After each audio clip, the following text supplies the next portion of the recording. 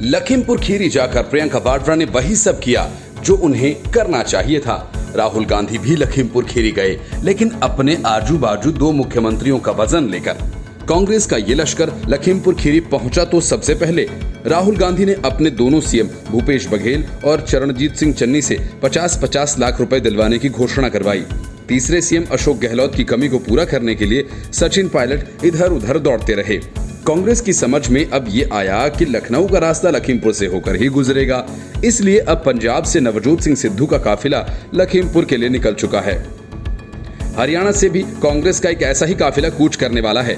प्रियंका और राहुल पीड़ितों से मिले, गले लगे, कुछ बातें की और कहा कि उन्हें पैसों से नहीं न्याय से मतलब है। न्याय का मतलब प्रियंका गांधी वाड्रा के हिसाब से केंद्रीय मंत्री के इस्तीफे से है। सवाल यह है कि अजय मिश्रा के इस्तीफा दे देने भर से क्या न्याय मिल जाएगा? इस बीच लवप्रीत सिंह के पीड़ित परिजनों ने साफ तौर पर कहा कि इस मामले पर कोई राजनीति नहीं करे। वे किसान पंचायतों के फैसलों से संतुष्ट हैं, लेकिन उनकी इस अपील को न तो प्रियंका वाड्रा ने सुना और न ही कोई दूसरा विपक्षी नेता ही सुनना चाहता है, क्योंकि राजनीति तो होनी ही है। यही वजह है कि कांग्रेस से लेकर समाजवादी पार्टी तक राकेश टिकैत के साथ हुए समझौते को लेकर भ्रम फैलाने की कोशिशें तेज हैं।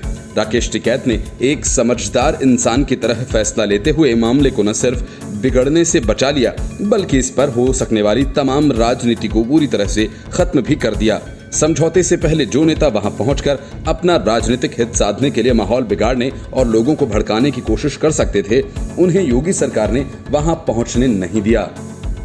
लेकिन राकेश टिकैत ने किसानों के साथ बातचीत कर मामले को काफी हद तक शांत कर दिया। इससे चिढ़े हुए विपक्षी दल अब राकेश टिकैत द्वारा कराए गए इस समझौते पर सवाल उठाकर फिर से भ्रम फैलाने की कोशिश कर रहे हैं। वजह यह है कि उत्तर प्रदेश में अगले साल विधानसभा चुनाव होने हैं और सपा बसपा कांग्रेस समेत हर सियासी दल योगी सरकार को घेरने की कोशिश कर रहा है। तो जाहिर है लखीमपुर खीरी हिंसा मामले पर विपक्षी दल सियासत का पूरा जोर लगाएंगे। राकेश टिकैत अब किसान आंदोलन का अघोषित चेहरा हो चुके हैं और इस घटना के बाद राकेश टिकैत की किसानों के बीच स्वीकार्यता भी काफी बढ़ने की संभावना है। अगर ऐसा हो जाता है तो कहीं न कहीं राकेश टिकैत किसान आंदोलन के उन सभी चेहरों को पीछे छोड़ देंगे जो किसी न किसी राजनीतिक दल के समर्थन से चल रहे हैं।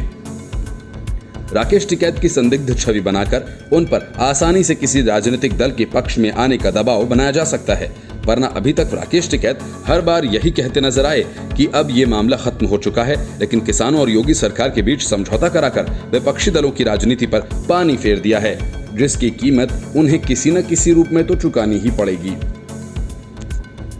Report news of India.